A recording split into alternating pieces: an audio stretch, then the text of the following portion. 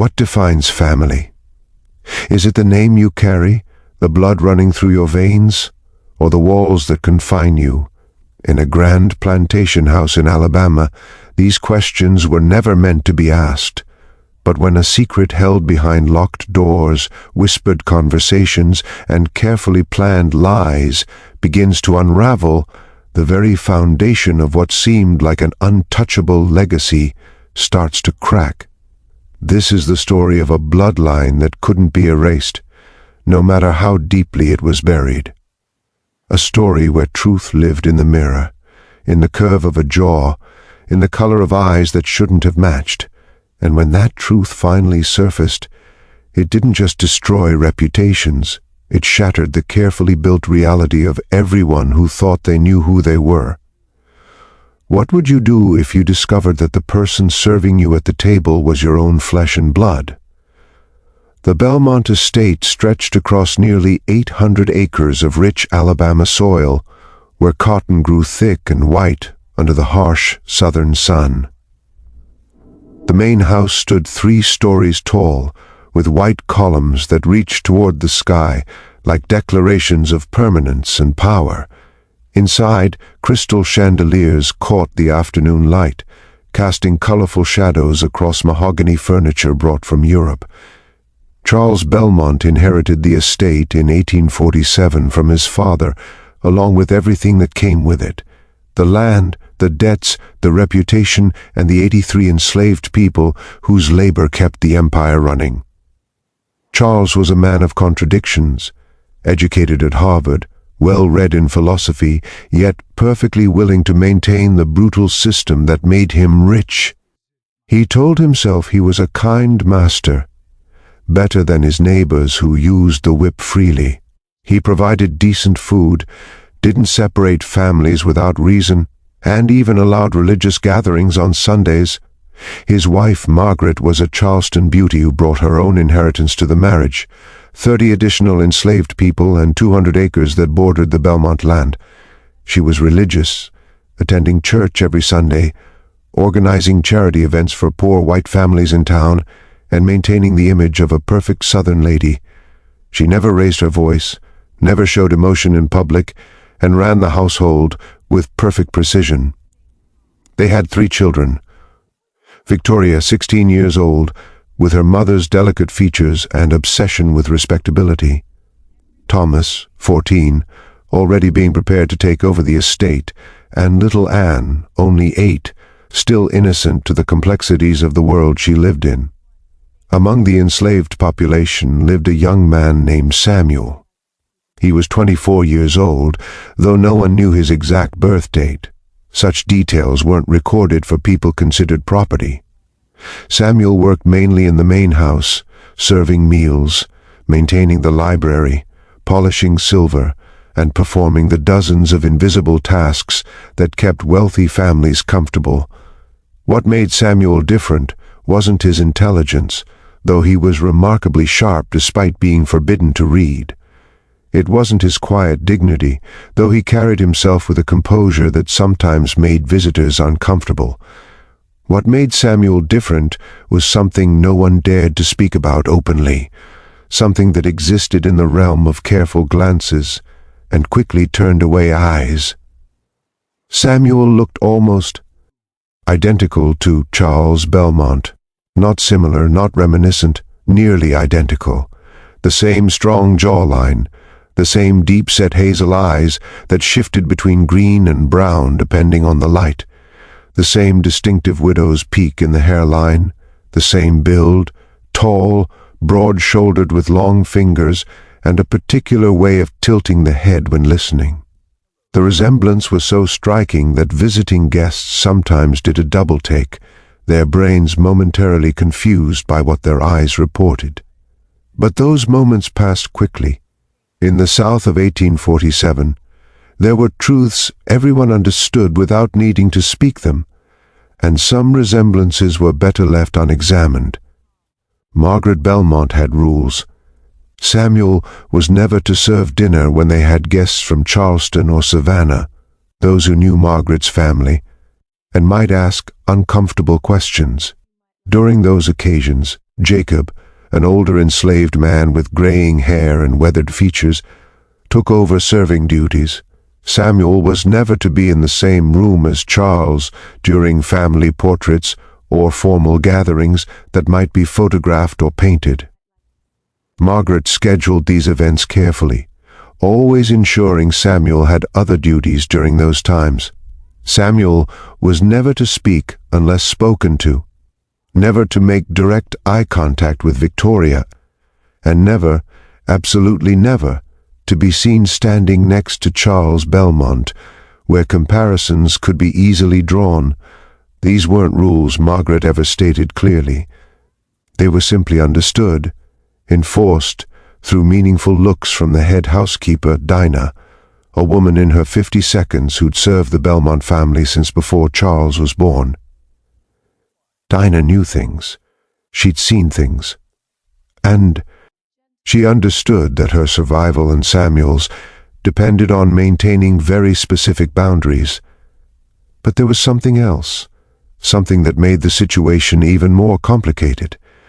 Margaret treated Samuel differently, not kindly exactly. Margaret was never cruel to any of the enslaved people in an obvious way. That would have been beneath her dignity. But with Samuel, there was a coldness that went beyond her usual detachment. When he served her tea, she would never thank him, whereas she might offer a brief nod to others.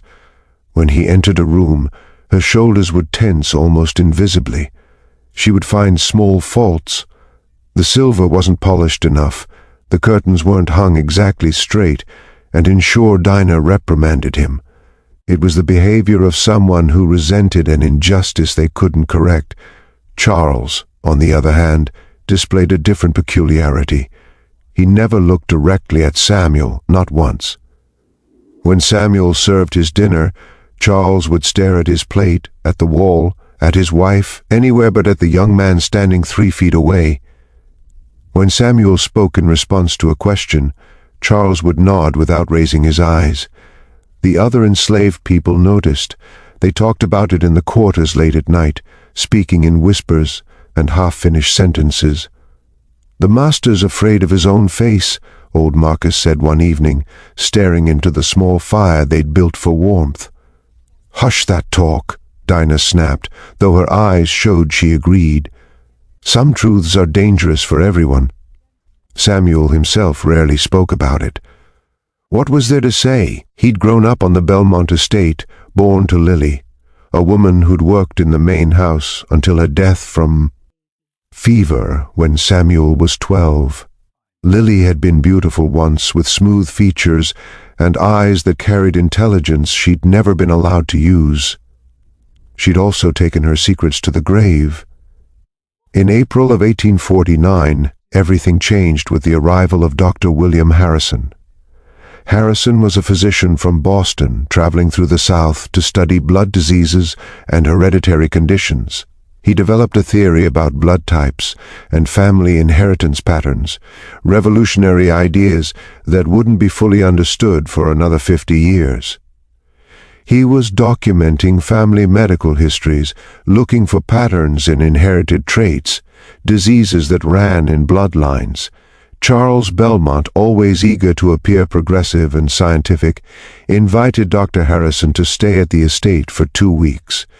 It would be good for his reputation to host such a distinguished northern scientist, to show that southern gentlemen valued knowledge and advancement.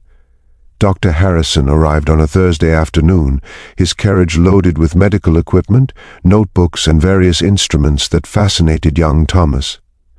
Margaret organized a welcoming dinner, inviting neighbors from surrounding plantations to meet their educated guest. Samuel served the meal. Dr. Harrison was mid-conversation with Charles about Harvard. They detended a decade apart when Samuel leaned forward to pour wine. The doctor stopped speaking mid-sentence, his eyes moving between Samuel and Charles with the analytical gaze of someone trained to notice details. "Remarkable," Harrison said quietly. The table fell silent. Margaret's hand tightened on her fork. "What is?" Charles asked. his voice carefully neutral. "The servants here, they're well-formed. Good constitutions."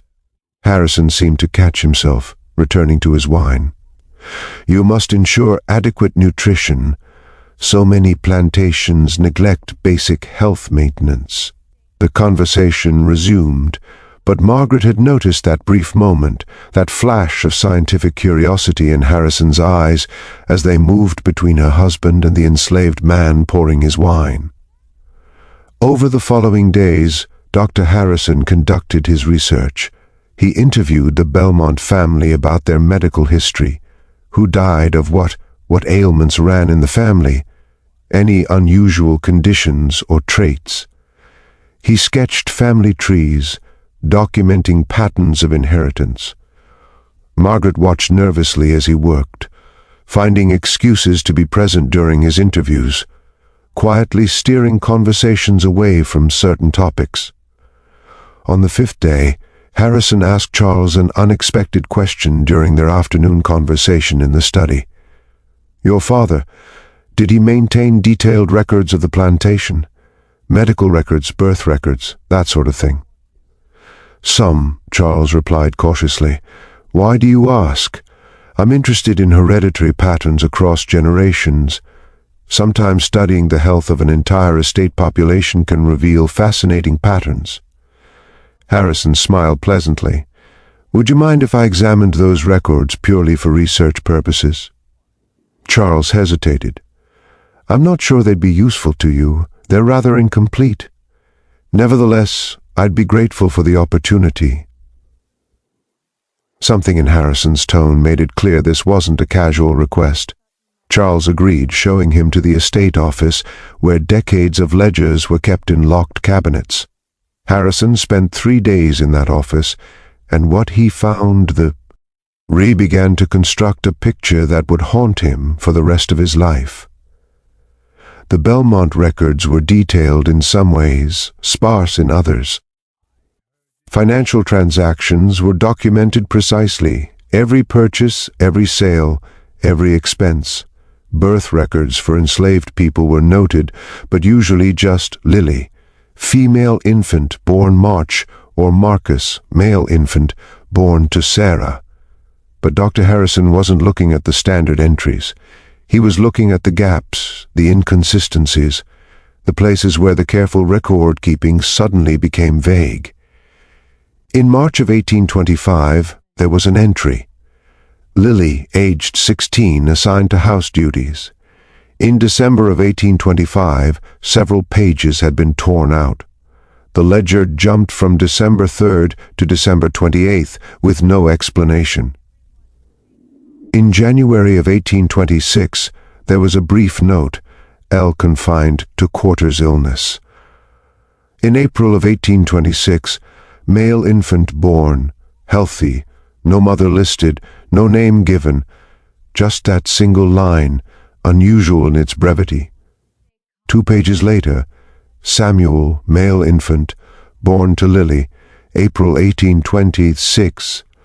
Harrison cross-referenced other records from that period. In December 1825, Charles Belmont Sr., the current Charles's father, had made a substantial payment to a doctor from Mobile, an unusual expense noted as consultation fees. The amount was significant, far more than a typical medical visit would cost. In January 1826, Charles Sr. had been away from the estate for 3 weeks, also unusual. The plantation ledger showed business in New Orleans, but no corresponding business transactions appeared in the financial records. Harrison found another interesting detail, a letter fragment used as a bookmark in one of the ledgers, dated December 1825. It was in an elderly woman, Anne's handwriting, addressed to Charles Belmont Sr. "You cannot escape the consequences of your actions. That girl is 16 years old.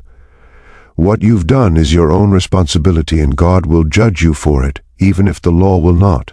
You must make provisions." The letter wasn't signed, but the handwriting matched other correspondence from Abigail Belmont, Charles Sr.'s mother, a woman known for her strict moral code, who died in 1827.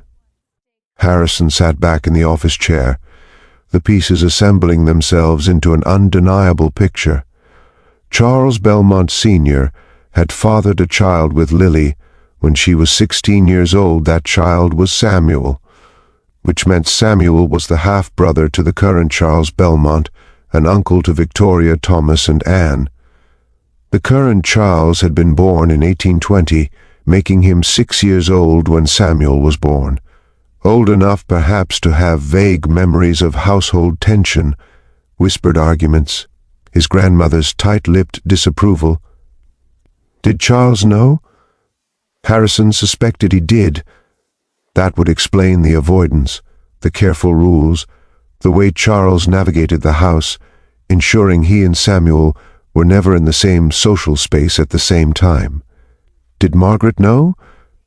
Harrison suspected she did too. That would explain her cold treatment of Samuel, her carefully planned exclusions. She wasn't cruel to him out of general hardness. She was cruel to him because he was a living reminder of her husband's bloodline, a reminder that her children shared ancestry with an enslaved man, that the purity she obsessed over was already compromised. But there was something else Harrison found, something that transformed this from a tragic but common story of exploitati on into something far more disturbing. In the medical records Harrison requested from the local doctor who served the Belmont family, there was documentation of a serious illness that had struck Victoria in 1847, 2 years before Harrison's arrival. She developed a severe fever and mysterious bleeding condition. The local doctor had been confused, trying various treatments that failed. Victoria had deteriorated rapidly, growing pale and weak until there was genuine fear she might die.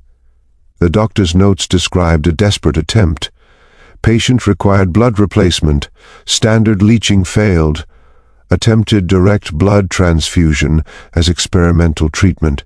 Blood transfusion in 1847 was extremely rare and dangerous, barely understood. The doctor's notes continued. Family members tested for compatibility. Mother experienced severe reaction deemed unsuitable. Father experienced moderate reaction deemed too risky. Brother Thomas, too young, deemed unsuitable. Searched household for compatible donor. And then successful transfusion performed using household servant S. Remarkable compatibility. Patient responded well. Recovery began within 24 hours. Harrison's hands trembled slightly as he read this. They had used Samuel's blood to save Victoria's life. In 1847, medical science didn't understand blood types. The ABO blood type system wouldn't be discovered until 1901. Transfusions were essentially trial and error. Most resulted in severe reactions and death. The fact that Samuel's blood not only didn't kill Victoria, but actually saved her, was significant. It suggested close genetic compatibility. It suggested family. Harrison reviewed the doctor's notes more carefully. There were observations about the similarities in blood appearance and behavior between Samuel and the Belmont family samples. The doctor had noted it as curious, but hadn't drawn any conclusions beyond the successful medical outcome. But Harrison understood what this meant. The Belmonts had used Samuel's blood, the blood of Charles's half-brother, to save Charles's daughter. They had literally shared blood in the most direct way possible. Victoria was alive because the enslaved man who served her dinner carried the same bloodline she did, and they all knew. Charles had been there during the transfusion, had witnessed Samuel's blood flowing into his daughter's veins.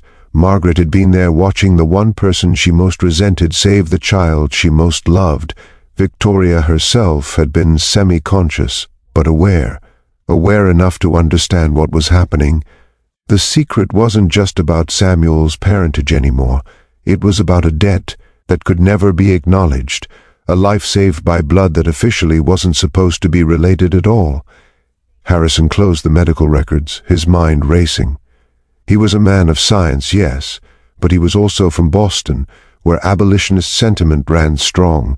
He'd witnessed slavery firsthand during his southern travels, had documented the medical neglect, the preventable diseases, the shortened lifespans. But this was different. This was a family literally sustained by the very person they enslaved, bound by blood they refused to recognize. What was he supposed to do with this information? Dr. Harrison made a decision that would prove catastrophic. On his 10th day at the estate, he requested a private conversation with Charles. They met in the study. After dinner, brandy poured, door closed. Margaret, with the intuition of someone constantly monitoring for threats, lingered near the hallway, her embroidery forgotten in her lap. "Mr. Belmont," Harrison began, "my research here has been enlightening." Charles stiffened slightly. "I'm glad to have been of assistance to your scientific work. I've reviewed your family's medical history quite thoroughly. The records, the treatments, the various interventions over the years." Harrison paused. "Including your daughter's remarkable recovery in 1847. The room temperature seemed to drop. "Victoria's illness was a difficult time for our family," Charles said carefully. "We're grateful to God for her recovery." "And to Samuel?" Harrison asked quietly. Charles's hand tightened on his brandy glass. Samuel performed a service when asked, as would be expected. A service most family members couldn't provide. Harrison leaned forward. "Mr. Belmont, I'm a man of science. I understand heredity, blood compatibility, physical inheritance patterns. I've also reviewed your estate records quite thoroughly. You overstep, sir. Do I? Or am I simply stating what everyone in this house already knows but refuses to speak?" Harrison's voice was firm but not unkind. "Your father's choices created a situation that continues to stop." Charles stood abruptly, his face flushed. "You know nothing of my family's private affairs. You come here as a guest, abuse my hospitality by prying into confidential records, and now presume to point out an injustice. That young man is your brother, and you keep him in bondage." The word hung in the air between them, finally spoken aloud. "Brother." Charles's face went through several emotions: anger, fear, shame, and finally a cold hardness. "Samuel is property of this estate as documented in legal records. The circumstances of his birth are irrelevant to his legal status. Even if your suggestions had any merit, which I neither confirm nor deny, it would change precisely nothing." Charles moved toward the door. "Your stay here is concluded, Dr. Harrison. I'll have your things prepared.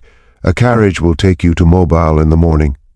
Mr. Belmont, this conversation is over." But it wasn't over, because Margaret had heard every word through the door, her face pale, her hands shaking, and because Victoria had been coming down the stairs to ask her father something, and had paused on the landing, listening with growing horror to the exchange, and because Samuel himself was in the hallway, having just finished his evening duties, frozen in place, as he heard the truth of his parentage confirmed in angry words for the first time in his life. The secret was no longer secret. Dr. Harrison left the following morning under tense circumstances. Charles didn't come down to see him off. Margaret appeared briefly, her face a mask of rigid politeness, offering no warmth as the carriage pulled away. But Harrison's visit had cracked something open that couldn't be sealed again. Victoria stopped eating. She would sit at the dinner table, staring at her food, occasionally glancing towards Samuel when he served, her eyes searching his face for the resemblance she'd never consciously noticed before. Now that it had been pointed out, she couldn't unsee it. The uncle who'd saved her life served her in silence. The blood running through her veins, his blood, had given her a second chance at life. And yet he slept in a small cabin, owned nothing, had no future beyond servitude. She began asking questions Margaret refused to answer. "Mother, why does Samuel look like father? You're imagining things. Eat your dinner." "I'm not imagining it. Everyone sees it. Why does no one speak of it?" "Victoria, this is not a topic for discussion. Is he father's brother?" Margaret slammed her hand on the table with unusual violence, making the crystal rattle. "You will never ask that question again. Do you understand me?" Victoria understood. She understood that the answer was yes. Thomas, overhearing these exchanges, began his own observations. He'd always been a clever boy, good with numbers and logic. He started calculating ages, reviewing family stories he'd heard, noticing things he'd previously overlooked, the way their grandmother's portrait seemed to have the same eyes as Samuel, the way father avoided certain rooms when Samuel was working there. Anne, only 10 now, didn't understand the tensions but felt them. She started having nightmares, crying out in the night for comfort that came slowly if at all. The household was breaking apart. Meanwhile, Samuel was experiencing his own crisis. At 24 years old, he'd just learned the confirmed truth of something he'd perhaps suspected but never allowed himself to fully believe. Charles Belmont, the man who owned him, was his half-brother. The children he served were his niece and nephews. The blood they'd taken from him to save Victoria wasn't just compatible by chance, it was family blood. Samuel found himself staring at Charles during those rare moments when their paths crossed, searching for something in recognition, guilt, anything human. But Charles had perfected his avoidance, his eyes sliding past Samuel as if he were furniture.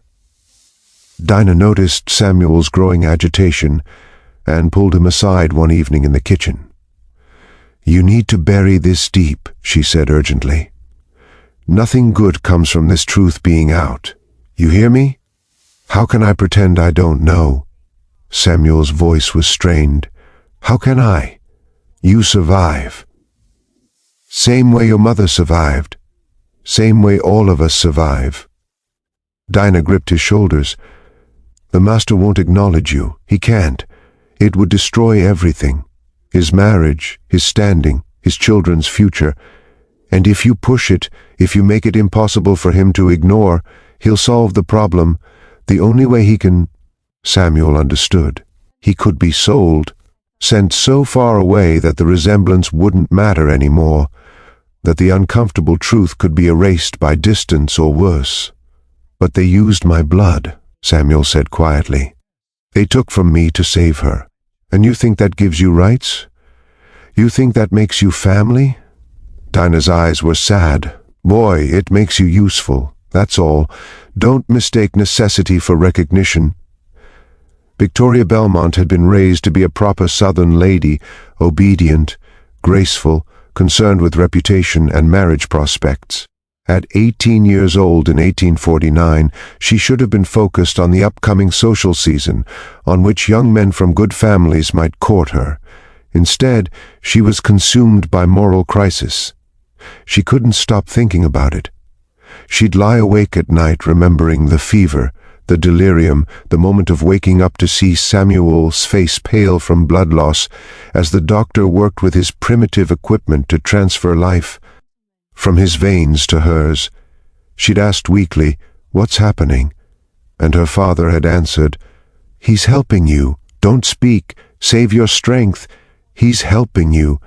Not a relative, not family, just he, an unnamed service provider. Victoria began doing something dangerous.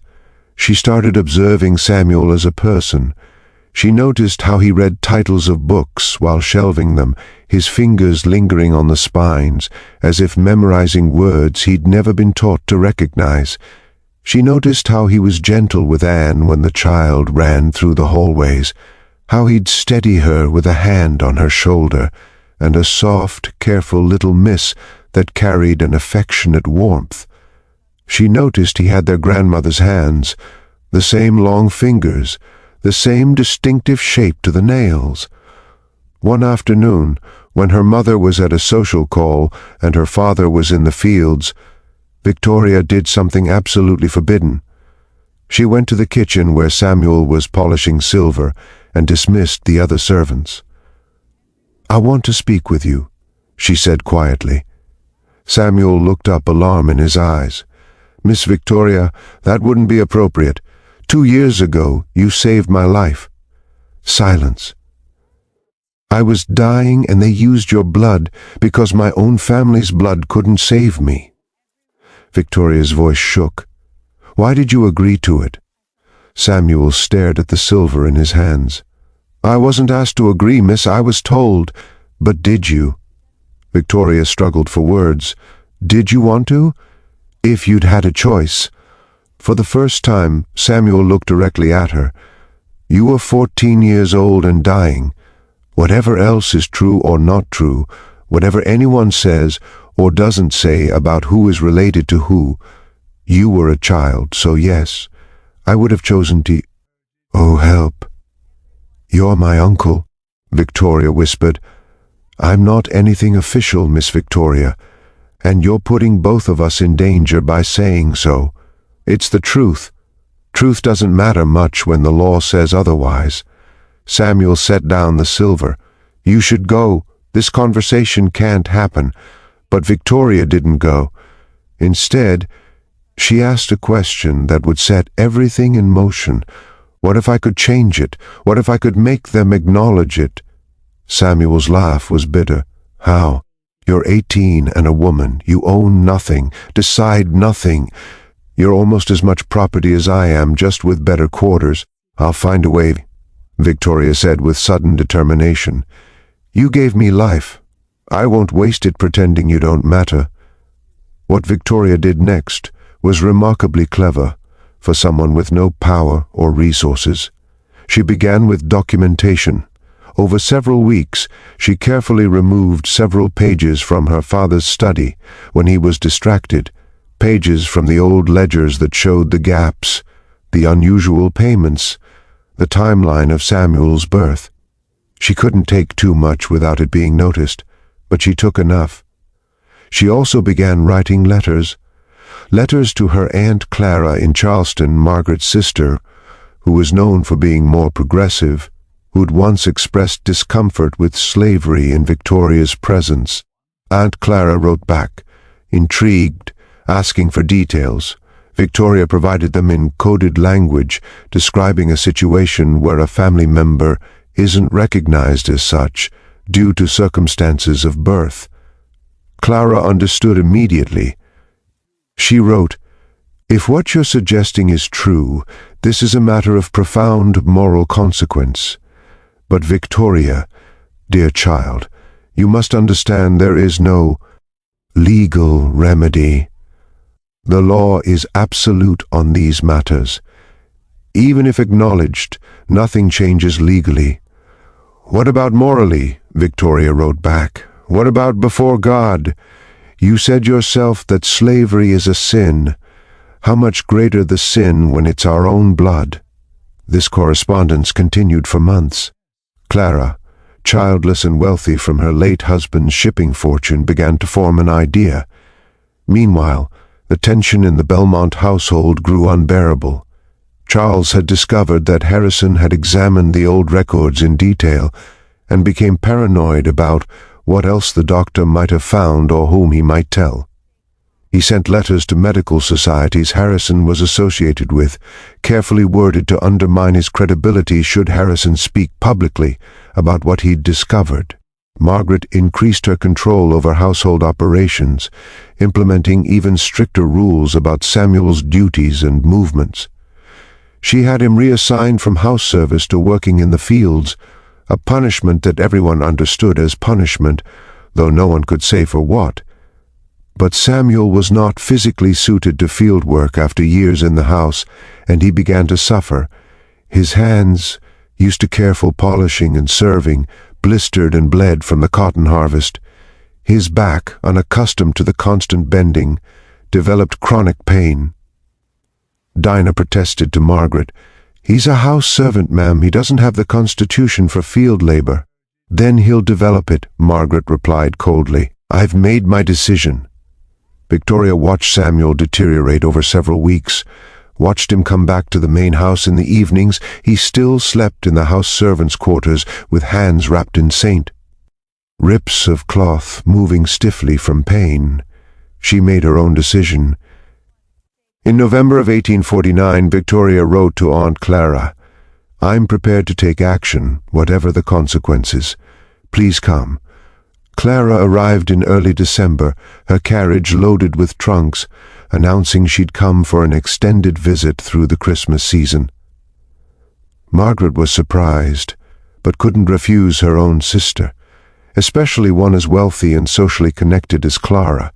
What Margaret didn't know was that Clara had brought something with her, legal documents prepared by a progressive lawyer in Charleston, documents that represented a radical plan. Clara spent her first week simply observing. She watched how the household operated, how Margaret controlled everything with tight precision, how Charles avoided certain spaces and people. She watched Samuel, noting the resemblance that was so obvious it was almost absurd, that everyone pretended not to see it. She also spent time with Victoria, who explained everything in whispered late-night conversations in her bedroom. "Are you absolutely certain about this?" Clara asked her niece. "If we proceed, there's no going back. Your mother will never forgive you. Your father might disown you. Society will turn against you." "He saved my life," Victoria said simply, "and they worked him in the fields like an animal as punishment for what? For existing, for looking like what he is. This won't free him," Clara warned. "Even if everything we plan succeeds, the law won't change. You understand that?" "I understand. But there are different kinds of freedom." Clara nodded slowly. "Then we proceed. But we must be extraordinarily careful. The plan was complex and relied on legal tech. Legalities that were rare but possible." Clara would purchase Samuel from Charles. This in itself wasn't unusual. Family members sometimes sold enslaved people to each other, for various reasons. Charles would have no particular reason to refuse a good offer from his sister-in-law. Once Samuel was Clara's property, she would take him to Charleston. South Carolina law, while still maintaining slavery, had provisions that allowed for voluntary enslavement, a legal status where an enslaved person could theoretically choose to remain enslaved rather than face the dangers of being free black in the South. More importantly, the same legal framework had a rarely used provision allowing for manumission under specific conditions, including being transported to a northern state. Clara would take Samuel to Pennsylvania, where she had connections to abolitionist communities. There she would free him legally and help him establish a new identity. Victoria's role was different. She would create undeniable public documentation of Samuel's parentage and the blood transfusion before he left. Not to change his legal status. That was impossible, but to create a historical record, something that couldn't be erased or denied by future Belmont generations. It was revenge in a way. Revenge against a family that valued reputation above all else. A permanent stain on the Belmont name that would exist in official records, accessible to historians, genealogists, anyone who looked carefully enough. The plan was dangerous, potentially deadly if handled wrong, but Clara was wealthy enough to be semi-untouchable, and Victoria was determined enough to accept the consequences. They began in mid-December of 1849. Clara approached Charles casually one afternoon as he reviewed accounts in his study. "Charles, I have a proposition for you." He looked up, distracted. "Yes. I'm in need of a personal manservant for my household in Charleston, someone trained, competent, capable of managing a large house." Clara settled into a chair. "I notice you have a young man here, Samuel, I believe, who seems quite capable." Charles froze, his pen stopping mid-stroke. "I'd like to purchase him," Clara continued smoothly. "I'm prepared to offer above market value. Say $1,200. It was indeed above market value, significantly so. Charles could use the money. The plantation always needed capital. But he stared at Clara with suspicion. "Samuel is adequate at his duties here. I'm not certain I wish to sell him. Come now, Charles. You have plenty of house servants. Margaret mentioned you recently assigned him to field work anyway, so clearly he's not essential to household operations." Clara smiled pleasantly. $1,200 is generous. Take it as a gesture of family goodwill." Charles felt trapped. Refusing a generous offer from his sister-in-law without good reason would raise questions. He couldn't say, "I can't sell him because he's my half-brother, and having him nearby is complicated enough without explaining a refusal." "I'll consider it," he finally said. "Wonderful. Shall we say you'll give me your answer by the end of the week?" That evening Charles discussed it with Margaret in their bedroom. "She knows," Margaret said immediately. Victoria told her, "This is some plot. A plot to do what? Buy him and take him to Charleston. That solves our problem. Does it?" Margaret's eyes were hard.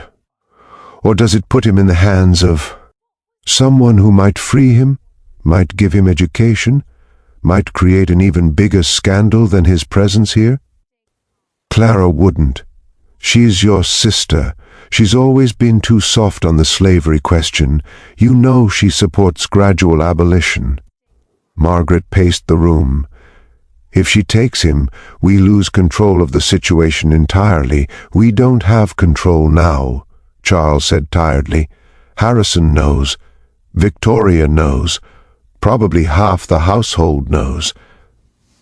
The secret is out, Margaret. The best we can do is manage it. By selling him to my sister, by removing the visible reminder of my father's indiscretion." They agreed to the sale. Charles told himself it was a business decision, nothing more. But when he signed the bill of sale 3 days later, his hand shook slightly, the ink blotting.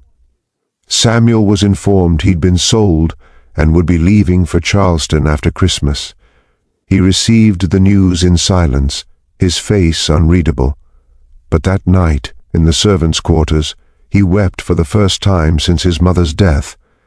Not from sadness at leaving, but from the overwhelming confusion of grief for a family that had never been his, for a brother who'd never acknowledged him, for a life that might have been different if he'd been born in the main house instead of the cabin.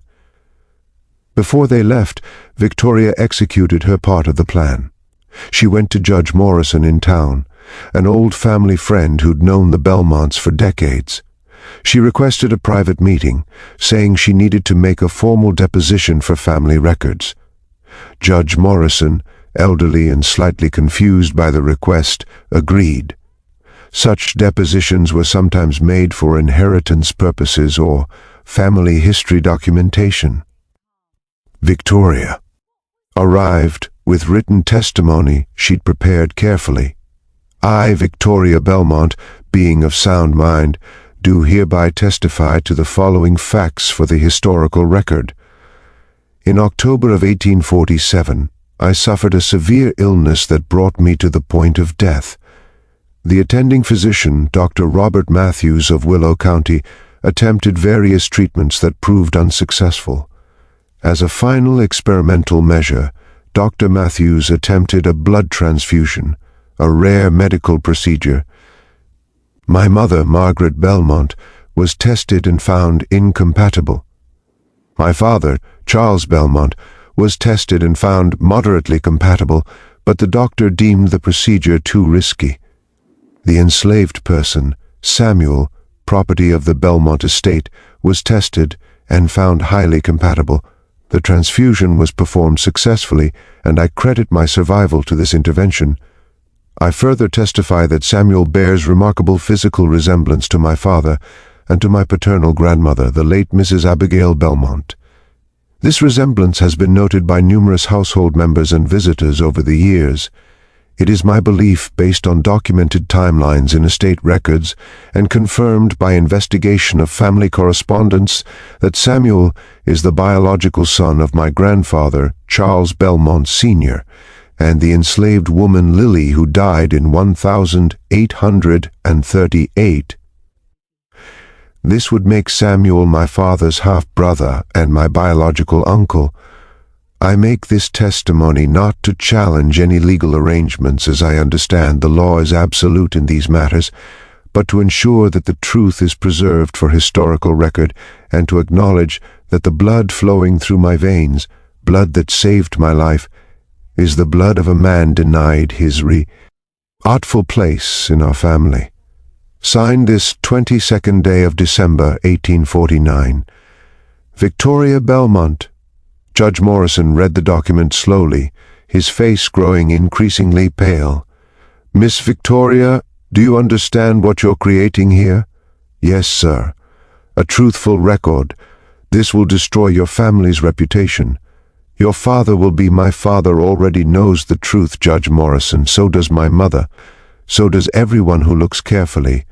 I'm simply ensuring it can't be conveniently forgotten. Your marriage prospects are less important than doing what's right. The judge stared at her for a long moment. He was old, had lived through enough years to see the cracks in the system he'd helped enforce. He thought about his own compromises, his own moral flexibility in service of social stability. Finally, he notarized the document. This will be placed in the county records, he said quietly. It will exist permanently. Good. Victoria walked out of that office feeling lighter than she had in months. She knew what was coming. Her parents' fury, social exclusion, possibly being sent away to distant relatives. But she'd done it. She'd made the truth official. Charles Belmont learned about the deposition 2 days later when Judge Morrison, feeling obligated by their friendship, sent him a private note. The rage that followed was unlike anything the household had ever witnessed. Charles stormed into Victoria's room, the notarized document in his hand, his face purple with fury. "What have you done?" he shouted. "What in God's name have you done?" Victoria stood calmly, though her heart raced. "I've told the truth. You've destroyed this family.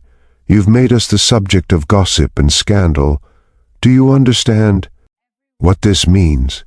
It means people will know that you enslaved your own uncle. That he is not my uncle. He is property. Legal property. He has your blood, my blood. How can you?" Margaret rushed in, having heard the shouting. When she saw the document, she went absolutely white. "You foolish, foolish girl," she whispered. "You've ruined everything. I've exposed what already existed," Victoria shot back. "The ruin was already there, hidden behind your careful rules and father's avoidance." "You will be sent away," Charles said, his voice dropping to something cold and final. "You will go to your Aunt Beatrice in Virginia tomorrow. You will stay there until I decide you've learned discretion." "I won't go. You're 18 years old and unmarried. You'll go where I send you. I'm 18 years old and the author of a legal document that's now part of county records. If I disappear to Virginia under mysterious circumstances right after filing that testimony, it will only draw more attention." Victoria's voice was steady. "You taught me to think strategically, Father. You just never expected me to use it against you." Charles stared at his daughter as if seeing a stranger.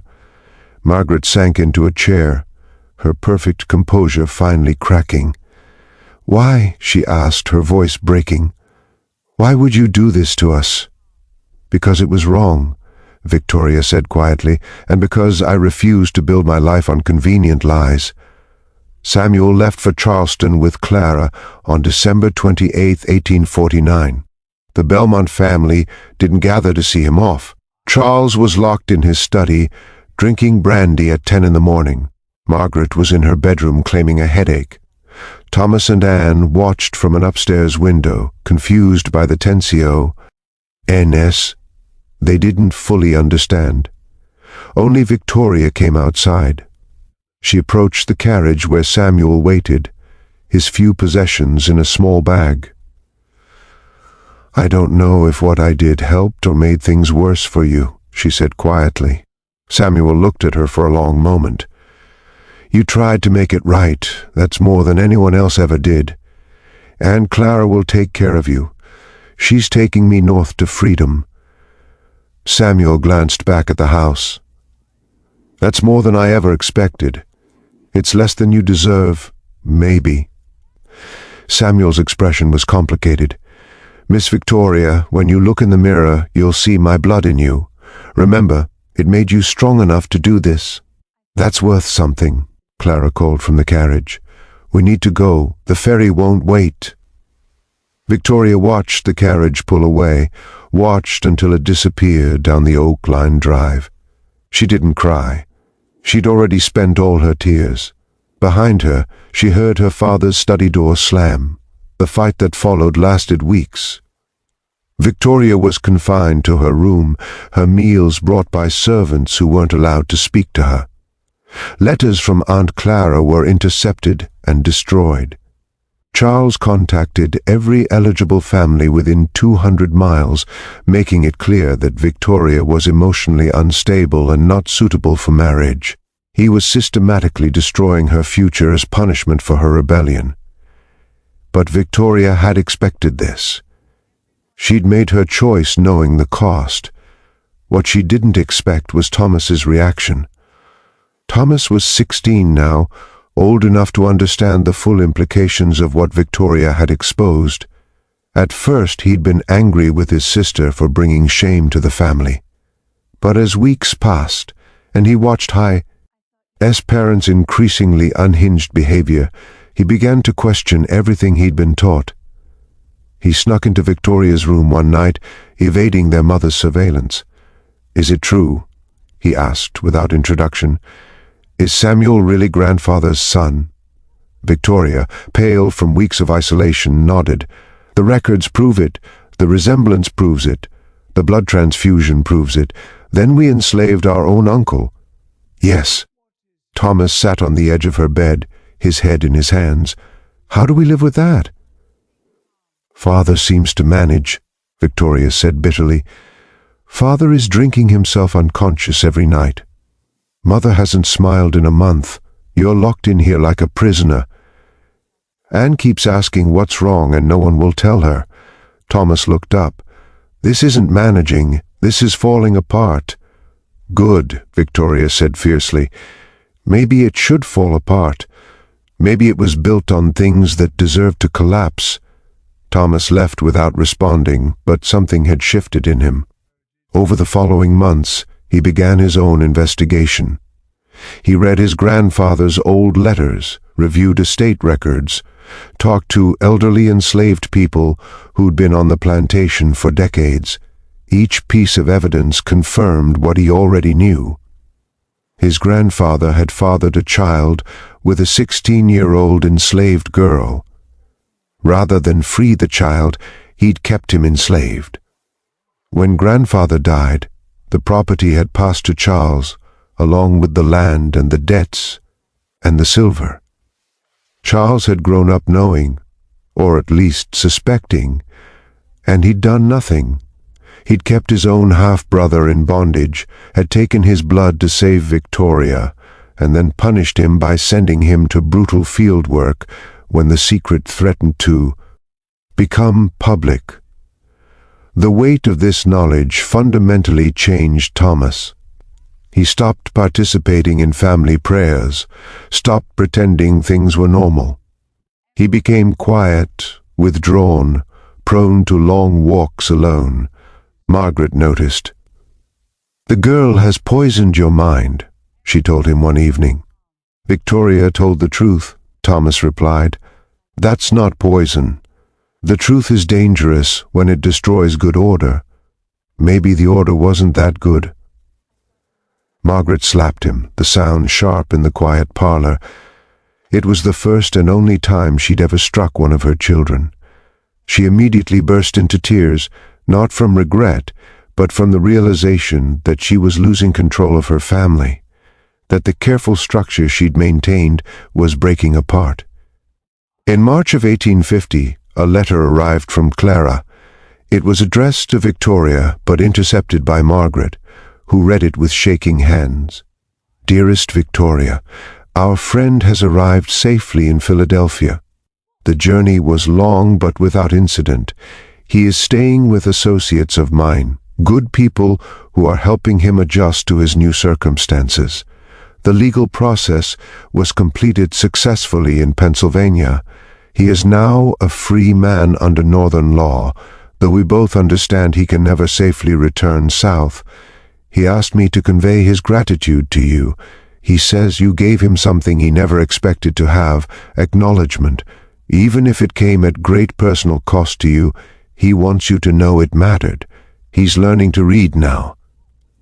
The first book he requested was a Bible, which he says his mother once described to him. The second was a medical text. He wishes to understand the process that saved your life. He has chosen a new surname for his freedom papers, Freeman. He knows it's common, but he says it represents exactly what he is now. With love, Aunt Clara. Margaret read the letter 3 times, each reading fueling her fury. Samuel was free. The man who represented her husband's shameful bloodline, who'd been a constant reminder of her family's moral compromise, was now beyond her reach, living freely in the North, learning to read, claiming a dignity that the entire Southern social structure said he had no right to possess. And Victoria had made it possible. Margaret made a decision that night she would erase Victoria from the family, just as they tried to erase Samuel. She began spreading rumors through her social network that Victoria had become mentally unstable, prone to delusions and inappropriate fixations. She contacted convents in Louisiana and Georgia, institutions that took in troubled young women from good families for indefinite stays. Charles, drowning in alcohol and self-loathing, offered no resistance to Margaret's plans, but before Margaret could execute her plan to send Victoria away, something unexpected happened. Judge Morrison died. Judge Morrison passed away peacefully in his sleep in April of 1850 at the age of 74. The funeral was well attended. He'd been a pillar of the community for decades. But at the reading of his will, there was a surprise provision. The judge had left a sealed letter to be delivered to the Alabama Historical Society upon his death. The letter contained copies of Victoria's deposition, along with supporting evidence from plantation records that the judge had apparently requested and copied before he died. The letter also contained the judge's own testimony. "I have served the law for 50 years, and I have made compromises with my conscience in service of social stability. But there are truths that deserve to be preserved, even when they are uncomfortable. The attached documents detail a situation where legal ownership conflicted with biological reality and moral duty. They describe how the Belmont family of Willow County maintained a man in slavery who was by blood a member of that same family. I submit these documents not to challenge the legal system, but to ensure that future generations, should they examine the institution of slavery with clearer eyes, will have evidence of its profound moral corruptions, including the enslavement of one's own kin. This is my testimony, and I stand by its accuracy." Judge William Morrison, April 1850. When this became known, and in small communities such things always became known, the social consequences for the Belmont family were devastating. They weren't ostracized completely. They were too wealthy and powerful for that, but they became subjects of gossip, speculation, and moral judgment. Families that might have courted Victoria's hand made it clear their sons weren't interested. Business partners became suddenly distant. Church ladies whispered. The perfect facade Margaret had maintained for decades crumbled in weeks. Charles retreated entirely from social life, managing the plantation from his study, seeing no one outside the immediate family. His drinking increased. His health deteriorated. Margaret became brittle and harsh, her previous controlled coldness transforming into something sharper. She fired servants for minor mistakes, implemented stricter controls, and began attending church 3 times per week, as if piety might restore what had been lost. And Victoria remained trapped in the house, unmarriageable, socially ruined, but oddly at peace. In June of 1851, another letter arrived from Clara, this time addressed to Thomas and successfully reaching him before Margaret could intercept it. Dear Thomas, I write to you because I believe you've developed the wisdom to understand complex truths. Samuel is thriving in Philadelphia. He's found work as an apprentice to a furniture maker, using the skills he developed maintaining the Belmont house. He attends reading classes in the evenings and has become part of the free black community here. But he asked me to convey something to you specifically. He says, "Tell the boy Thomas that blood doesn't determine character. I share blood with men who owned me, but I share values with people who freed me. He has a choice about what kind of man he becomes. The blood doesn't decide, he does. Thomas, you're 16. In a few years you'll inherit the estate and everything that comes with it. Samuel wanted you to know that inheritance is a choice, not just a destiny. You can choose what to keep and what to let go. Your Aunt Clara." Thomas read this letter dozens of times, memorizing the words. Blood doesn't determine character. It became something like a mantra for him. He began changing slowly in small ways his parents barely noticed in their own deterioration. He started treating the enslaved people on the estate with more respect, learning their names, asking about their families. He began questioning his father's business decisions, suggesting improvements to living conditions.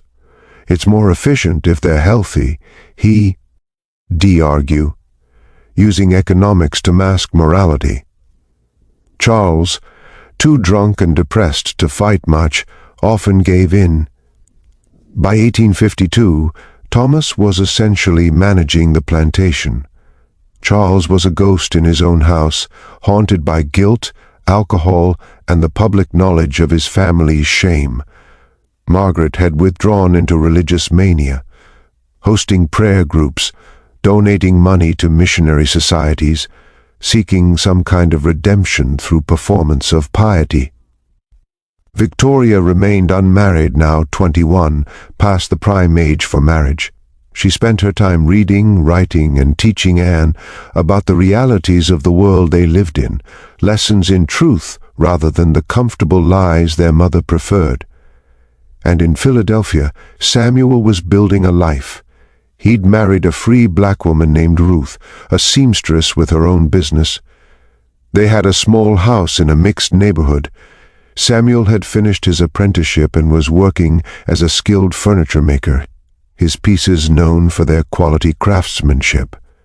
He'd created a family on his own terms, a family that claimed him fully. In 1853, Charles Belmont fell seriously ill. The doctor diagnosed it as liver disease, almost certainly from years of heavy drinking.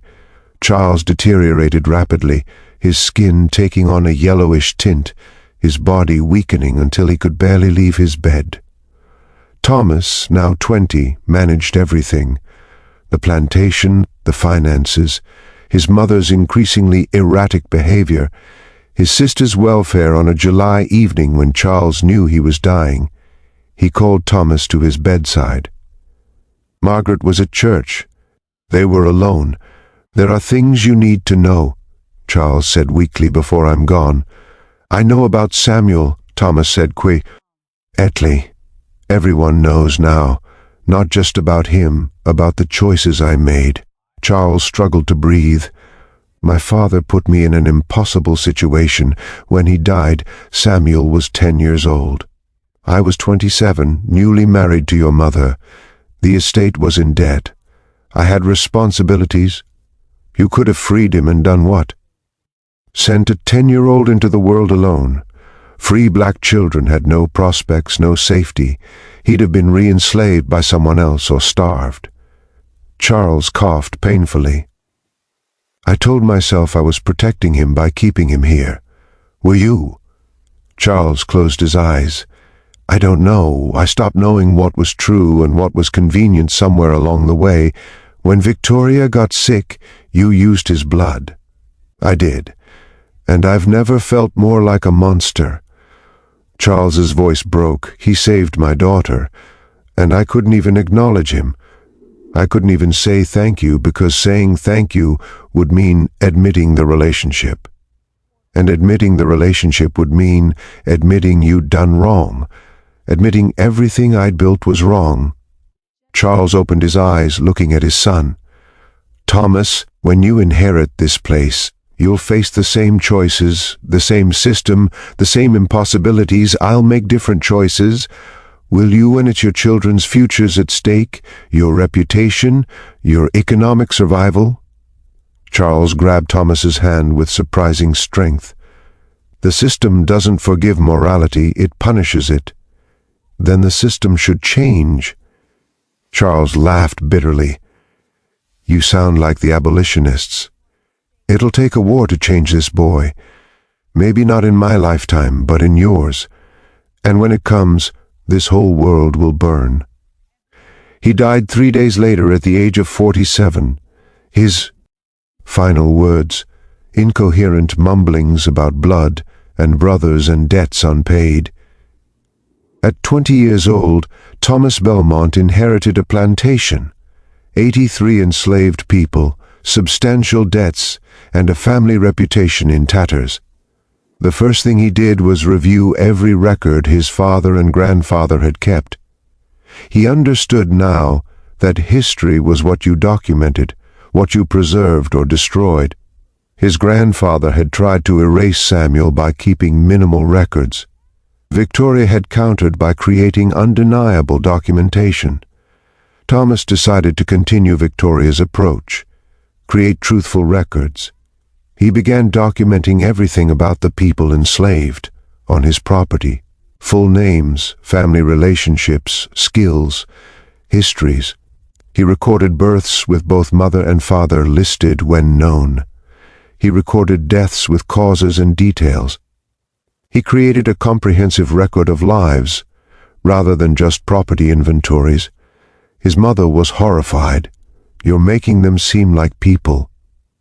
They are people, Mother. You know what I mean. You're creating documents that could be used against us. Against us, or as evidence of truth. Margaret had no answer to that. Thomas also began changing operations. He couldn't free anyone. The law was absolute, and doing so would bankrupt the estate and leave him unable to help anyone. But he could improve conditions. Better housing, better food, access to medical care, keeping families together, allowing limited education for children.